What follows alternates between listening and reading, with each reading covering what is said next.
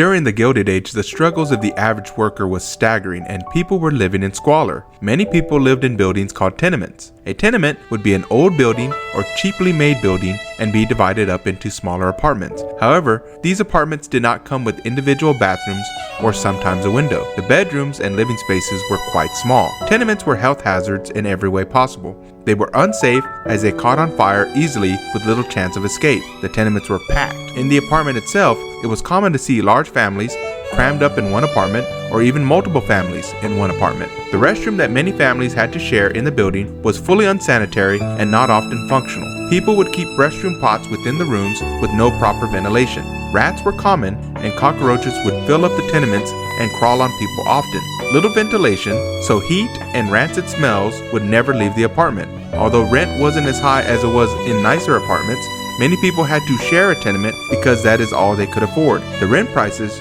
were still way over what they should have been.